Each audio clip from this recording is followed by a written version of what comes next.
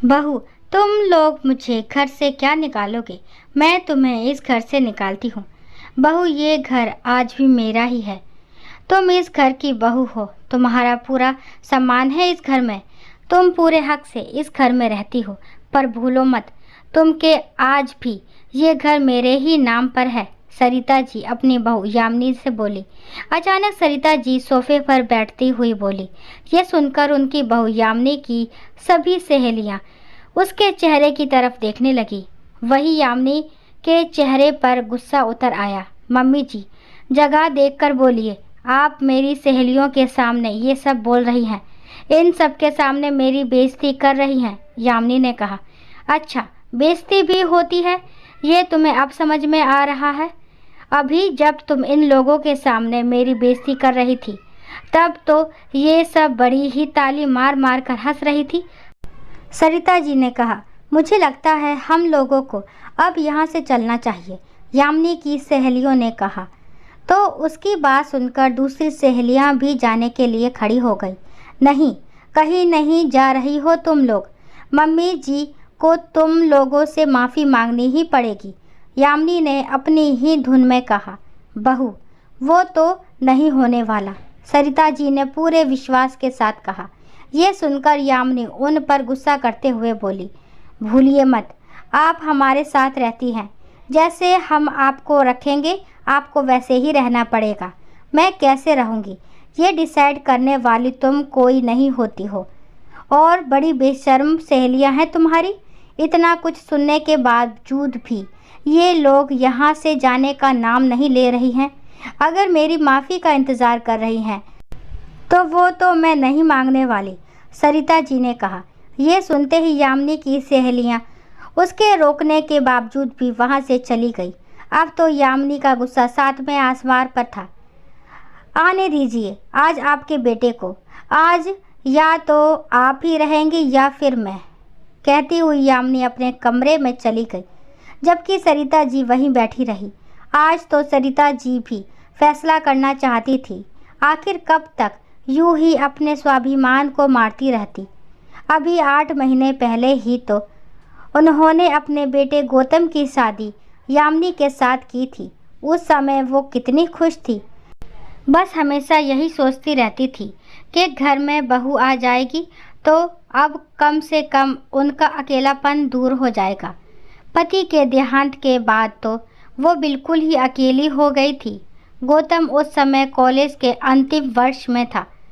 उनके पति मरने से पहले इतना पैसा तो छोड़ गए थे कि उन्हें अपने खर्चों के लिए सोचना नहीं पड़ता था। गौतम तो कॉलेज और उसके बाद अपने कोचिंग वगैरह के लिए चला जाता था। उस दौरान वो घर में बिल्कुल अकेली ही रहती थी। तब ये घर कितना काटने को दौड़ता था, 2 लोगों में काम भी कितना होता था, काम भी जल्दी हो जाता था। फिर क्या करे, खैर जैसे तैसे गौतम की पढ़ाई पूरी हुई और जल्द ही उसकी अच्छी जगह पर प्लेसमेंट भी हो गई। नौकरी लगते ही गौतम के लिए रिश्ते भी आने लगे। जब सरिता जी ने इस बारे में गौतम से बात की, तभी गौतम ने बताया कि वो यामिनी को पसंद करता है। यामिनी उसी के साथ ही कॉलेज में पढ़ती थी। आखिर गौतम की पसंद से उन्हें क्या समस्या हो सकती थी, इसलिए उन्होंने हाँ कर दी। जल्दी ही गौतम और यामिनी की शादी भी हो गई। पर यामिनी को तो सिर्फ गौतम से मतलब था। वो तो सरिता जी के साथ बैठना पसंद ही नहीं करती थी।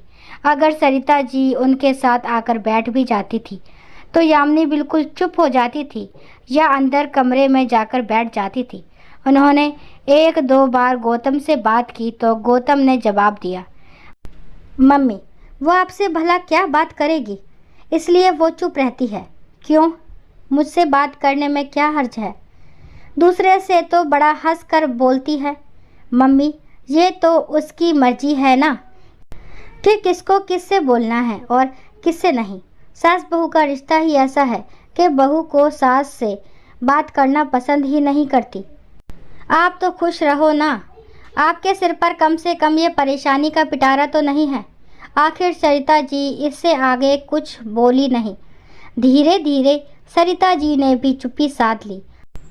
अब दोनों पति पत्नी अपनी मनमर्जी करते थे, पर सरिता जी ज़्यादा कुछ कहती नहीं थी। आखिर रहना तो उन्हें इसी घर में था। ज़्यादा कुछ कहती तो दोनों उन्हें ही दो बातें सुना देते, लेकिन आज तो हद ही हो गई। यामिनी ने आज घर में किटी पार्टी रखी थी, तो उसकी 4-5 सहेलियां भी घर पर आई थी।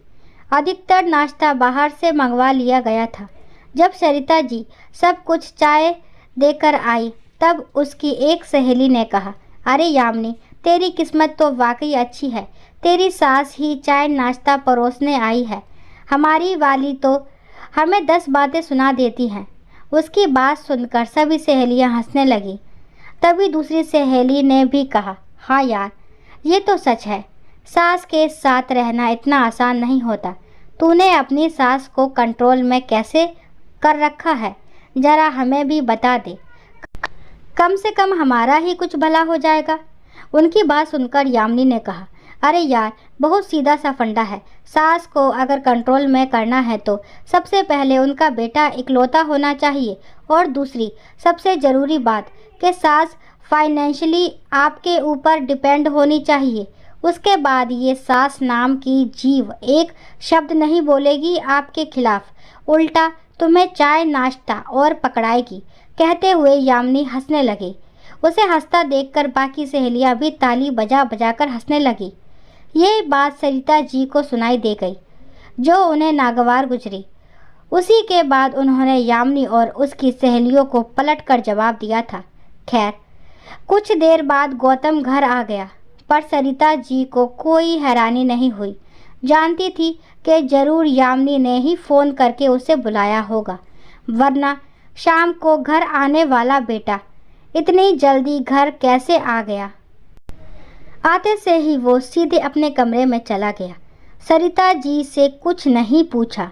कुछ देर बाद वो अपने कमरे में से गुस्से में तमतमाता हुआ बाहर आया और आकर सरिता जी के सामने खड़ा हो गया। मम्मी, ये क्या हरकत है? आपको शर्म नहीं आई? यामिनी की सबके सामने बेइज्जती करते हुए फिर कहते हो कि बहू आपसे बात नहीं करती है। अरे, आपकी हरकतें ही ऐसी है। कौन सी बहू आपसे बात करना चाहेगी? अच्छा, मैंने बेइज्जती की है और बहू इतना कुछ कह गई, वो तो बताया ही नहीं होगा उसने। सरिता जी ने कहा, मुझे नहीं जानना कि उसने क्या कहा और क्या नहीं। आपको इस घर में रहना है तो हमारे हिसाब से रहना होगा, वरना भूलिए मत, आजकल के बच्चे तो अपनी माँ को वृद्ध आश्रम छोड़कर आ जाते हैं। ये सुनकर तो सरिता जी के पैरों तले जमीन ही खिसक गई, पर यामिनी के चेहरे पर मुस्कान आ गई। ऐसी मुस्कान जो शायद उसके लिए उसकी जीत की मुस्कान थी, पर वो मुस्कान सरिता जी को चुभ गई।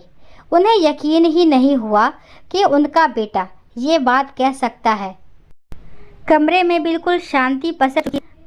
गौतम यामिनी को लेकर कमरे में जा ही रहा था कि सरिता जी बोली, हाँ बेटा, मैंने सुना है कि आजकल बच्चे अपनी माँ को वृद्धाश्रम छोड़कर आ जाते हैं, पर तुमने भी सुना होगा कि आजकल माता पिता भी अपने जवान बच्चों को घर से निकाल देते हैं।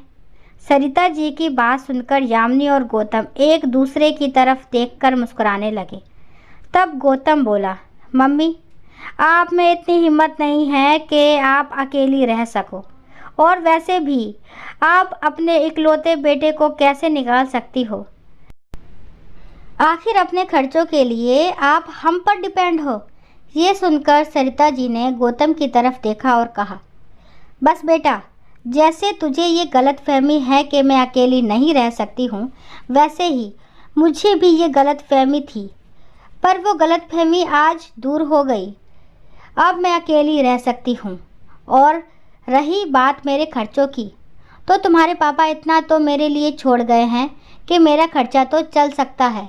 1 सप्ताह का वक्त दे रही हूँ, अपना बंदोबस्त कर लेना। अब मुझे तुम जैसी बैसाखियों की ज़रूरत नहीं है। कहकर सरिता जी अपने कमरे में चली गई। यामिनी और गौतम को लगा कि मम्मी सिर्फ कोरी धमकी दे रही हैं, लेकिन जब 2-3 दिन तक सरिता जी ने यही बात दोहराई, तब जाकर दोनों को समझ में आया कि वो उन्हें सचमुच निकलने के लिए कह रही हैं। गुस्से ही गुस्से में दोनों निकल भी गए, ये सोचकर के जब मम्मी अकेली रहेंगी तो अपने आप ही उनकी अकल ठिकाने आ जाएगी और वो अपने आप ही उन लोगों को बुलाएंगी। पर ऐसा नहीं हुआ। कुछ दिनों बाद सुनने में आया कि सरिता जी ने अपने मकान में किराएदार रख लिए हैं। आखिर अब दोनों पछता रहे थे। आखिर घर का किराया, मेंटेनेंस चार्ज, बिजली के बिल, सब कुछ देना इतना आसान नहीं होता। ऊपर से मकान मालिक की दो बातें सुनो, वो अलग। वो लोग सरिता जी के पास भी गए थे। माफ़ी मांगने पर सरिता जी ने साफ मना कर दिया। दोस्तों, आशा करती हूँ ये कहानी आपको ज़रूर पसंद आई होगी। अगर कहानी पसंद आती है तो प्लीज़ मेरे चैनल को लाइक शेयर सब्सक्राइब करना ना भूलें और इस कहानी के बारे में आपके क्या विचार कमेंट बॉक्स में ज़रूर बताएं। कहानी को लास्ट तक सुनने के लिए थैंक यू। राम राम, राधे राधे।